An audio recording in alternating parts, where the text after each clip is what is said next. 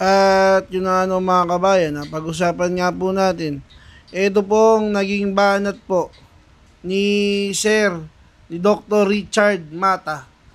Dito nga po kay Bongbong Marcos.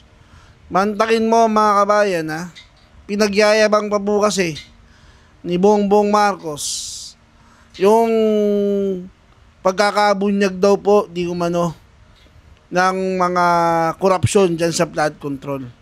Ayon po dito kay Bongbong, kung mababasa po ninyo, ayan po, sabi po niya, kung hindi natin ito ibinunyag, yung quote-unquote corruption sa flood control, sasabihin ng mga mamumuhunan na may problema. Ngunit ngayong nailantad natin, mas matatag na ang kanilang tiwala sa Pilipinas. Yan po ang sabi ng ating Pangulo, mga kabayan, na tinabagay natutulog po sa pansitan. Ano pong panoplak sa kanya ni Dr. Richard Mata? Ito po mga kabayan. Ayon po kay Dr. Richard Mata, hindi po, si Lord po ang nag-uncover nung bumaha. Kayo ang nag-cover up nung hininto nyo ang Blue Ribbon, mga kabayan. Legit po mga kabayan, basahin po natin ang kabuuan ng balitang ito. Si Lord ang nag-expose, hindi kayo, ayon kay Dr. Richard Mata. Doon nga sa pahayag ni Marcos Jr. Matapos ipagmalaki ni Marcos Jr. na ang gobyerno umano ang naglantad ng anomalya sa mga flood control projects, agad itong sinagot ni Public Health Advocate at social media personality na si Dr. Richard Mata. Sa isang matapang na pahayag sa social media, matatanda ang ibinida ni Marcos Jr.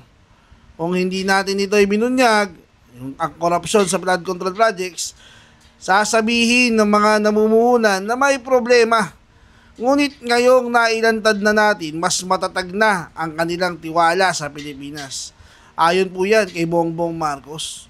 Agad itong binueltahan ni Dr. Mata na nagsabing hindi gobyerno ang nagbunyag ng katiwalian, kundi ang mismong kalikasan at ang Diyos nang bumaha at lumutang ang katotohanan. Giit ni Dr. Mata, hindi dapat angkinin ng administrasyon ang credit sa paglalantad ng katiwalian, lalo na ang Senate Blue Ribbon Committee investigation mismo ay sinuspinde, dahilan para magduda ang publiko sa sinseridad ng gobyerno. Dagdag pa niya, ang tunay na expose ay nangyari sa gitna ng kalamidad nang umapaw ang baha at sumambulat sa taong bayan ang mga proyektong pinondohan ngunit hindi natapos o hindi inumpisahan. Para kay Dr. Mata, ito ay paalala na walang lihim ang hindi nabubunyag, lalo na kung ang naglalantad ay si Lord mismo. Yan po mga kabayan. Napakatinding panoplak po mga kabayan. Ewan ko na lang po kung ito pong si Bongbong Marcos, talagang kanya pong i-credit sa kanya. Kasi mga kabayan, kahit po si Claire Castro, i-credit po niya kay Marcos Jr. na ito daw pong si Marcos Jr. ang naglantad. At kung hindi man po dapat, dapat daw po magpasalamat pa tayo kay Junior. Dahil kung hindi daw po kay Pangulong Junior, hindi daw po natin malalaman yung korupsyon patungkol po dyan sa flood control. FYI po, pinagmamalaki pa nga po yan ni Junior sa zona niya na meron pong 5,500. Hindi po siya ang nagsabi na merong korupsyon. Sino po nagsabi? Yung baha. Kung hindi po bumaha kinaumagahan, di ba? Kalikasan na po ang nagpapahiya dito kay Junior. Kalikasan na po ang naglalantad. Sabihin mo 5,500 flood control, kinaumagahan, bumaha, nasaan na, hinahanapan ka ngayon. Sinasabi na sa iyo noon pa ni BP Inday Sara na nahawak ng pinsan mo at si Saldico yung pera ng taong bayan. Hindi ka nakikinig. Anong ginawa ninyo? Di ba? Pinag-initan nyo ba si BP Inday Sara? O ngayon, lumantad na yung flood control na yan. Tapos sasabihin mo, ikaw ang nagbunyag, Junior. Diba? Napakakapal ng mukha mo para i-take yung credit na yan. Di po ba? Kaya nga po, laking galit na lang po ni Senator Marcoleta din Bakit mga kabayan? Dahil nung tutumbukin na yung pinsan mo, Junior, nung tutumbukin na at pinapangalanan na po ni Gutesa, ano po nangyari? Bigla nyo pong sinuspinde yung hearing niya sa Senado. Sabihin mong wala kang kinalaman dyan. Di ba mga kabayan? O narito mga kabayan, ha? Panoorin po natin yung pagbubunyag dyan ni Senator Marcoleta nung lumabas na po si Gutesa bilang witness. Talaga naman pong hininto o sinuspend yung hearing at nag-resign itong si Pinky dahil hindi niya po kakayanin napangalanan yung kanyang among si Tambaloslos doon sa sarili niyang hearing. O panoorin po natin ito mga kabayan. Ito yung pinaka-problema ngayon Ang Blue Ribbon Committee nahulog na doon sa aking pagpapalagay na ito'y nauwi na sa police investigation Hindi na investigation in aid of legislation. Palibasa kasi yung nag-chairman, police talaga Pinupulis ba, Senator Marcoleta? Banggitin nyo? Pinupulis? Ano? Pinupulis ba yung investigasyon? Hindi ba police investigation ang nangyayari? Okay. Nag-tip yung tao, ito yung magnanakaw ng kalabaw kanya. Imbes na yung magnanakaw ng kalabaw, ang usisain nila at gumawa sila ng paraan para matukoy talaga kung totoo yung sinasabi nung nag-tip sa kanila. Aba yung nag-tip sa kanila, ang ginisa. Gusto siya, yun po yung gustong idemanda. Opo. Saan ka naman nakakita na si Gutesa gagawa pa ng paraan para siya pa yung pumirma doon at kukuha ng dry seal at kukuha ng mga dokumento doon para siyang magsulat doon siya magkukusa, ganon? Saan ka naman nakakita ng ganon? Imposible naman yun. Senator Marcoleta, with your indulgence, pasensya na po. Baka lang makalimutan ko yung tanong. Pinabanggit nyo kanina na walang mag-gain si Gutesa sa pangyayaring ito. Naniniwala po ba kayo na kung sino man yung nagdala sa kanya sa inyo ay walang ipinangako kay Gutesa, Senator Marcoleta? Tanungin ninyo si dating Congressman Mike Defensor. Siya yung tumawag sa akin para makipagkita sa kanya. Sabi ko sa kanya, Mike, wala na akong panahon ngayon. Magsisimula yung session namin at 3 o'clock. Sabi niya, Sen, baka meron kang 10 minutes dyan or 15 minutes kasi nandito lang naman kami dito sa... Tutukuhin ko na. Talaga namang yun na sinabi ko sa pagdinig.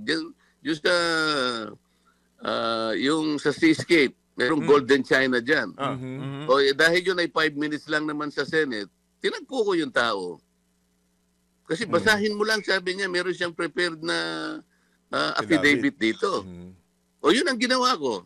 So ngayon, kailangan ipatawag nila si Mike Defensor. Yun! Kanina pa namin binabanggit, Senator. Okay. Oo. At hindi lang naman si Mike Defensor ang nandun. May 2 pang taong kasama niya, bukod kay Gutesa. Kasama ni Mike, 3 sila. Pang-4 si Orly Gutesa. Sino po yung dalawa, Senator? May idea po kayo? Si Mike Defensor na siguro. Baka magkamali pa ako sa pangalan. Senator, yun ang bago, ha? Pagkakabanggit niya na willing kayong at mas dapat tumarap at ipatawag si dating Congressman Mike Defensor, Senator. Ipatawag lahat. Kaya lang, alam mo, kaya ayaw ko sanang dito mapunta yung pag-uusap. Ibinabaling nila sa isang bagay na hindi dapat ito yung tukuyin Pero kung yun ang gusto nilang tukuyin, puntahan natin sandali. Pero yung sinasabi ni Gutesa, na may binanggit siyang mga pangalan doon, kamukha nung tumatanggap ng pera, yung nagbibilang ng pera, ang pangalan ay John Paul Estrada, merong Mark Tiksay, hindi man lang nila tinawag. Ayaw nilang tawagin yun. Yun ang mga matitibay na dapat ipatawag doon sa committee. Takot na takot si Ping Lacson na mabunyag o matukoy talaga si Martin Romualdez. Sasabihin ko na sa inyo, hindi kami magkalaban ng taong yan. Kung gusto niya talaga na sumama sa akin sa pagtukoy ng mastermind, kumbaga sa isda, yung pinakamalaking isda, huwag niya akong awayin dito sapagkat pareho lang ang layunin namin. Hindi ko siya maintindihan Alright. Yung Gutesa, sinadya akong gawin yon na in-encourage ko silang magpasailalim sa witness protection program sa pag-aakala ko na mahirap talagang matukoy ang mga mastermind kung simpleng pagdinig lang. So na-encourage ko, lumabas yung tao, nakapagsalita initially ng 17 congressmen. Tinawag ba niya kahit isa doon? Wala.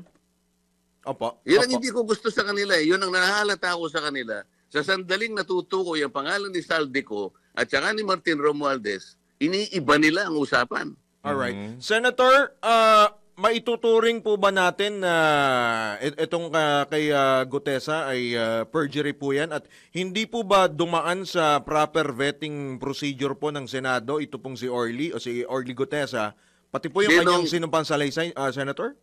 Sinong nagsabing perjury? May tuturing May po ba? tuturing po ba yan? May tuturing? Hindi nga, sinong nagsabi na may tuturing na perjury? Alright. Sino? Magsabi ka ng pangalan kung sino nagsabi. Mhm. So, hindi pa ho natin... Hindi, si Senator Lacson ang nagsabi, di ba? Mhm. O di patunayan niya nga. Mhm. Total, maghaharap naman kami, di ba? Sa November. Bakit hindi ang ipatawag niya yung abogada para makita natin, para matanong din natin. Alright. Meron ka bang lugar doon na nagpapanotaryo ka doon sa Pasay City? Sa iyo ba yun? Kasi kung hindi man ikaw ang pumirma dyan, chances are, meron kang nilagay na tao doon na taga-pirma. Isipin mo, nasa book 8 ka na, ginawa niyong hanap buhay talaga to eh. Parang cottage industry na itong ano rito sa atin. Kayong dalawa, alam nyo rin naman ito, pumunta kayo sa isang makapal na tao, yung maramihan tao. Sa City Hall na lang, nakapaikot ang nagnonotaryo dyan. Oh, meron bang nagpapanotaryo? Lalapit, bago siya umalis eh. Pasensya na po kayo. Pwede bang pumirma lang kayo dito sa papel na to para masiguro ko lang po na kayo po ang pumirma nito? Tama rin naman. Paano nakuha ni Gutesa yung dry seal? Po. Paano niya na-stamp? Yun lamang alam mo, yung maliit na stamp pad na nakalagay yung Manila. Right. Mag-i-invento Saka yung pa pirma. Yung pirma pa. Magpapagawa Hindi pa naman si pirma ni Gutesa ng Judge yun eh. Manila, yung tapos ididiin niya doon sa space para makita niya yung lugar Manila. Opo.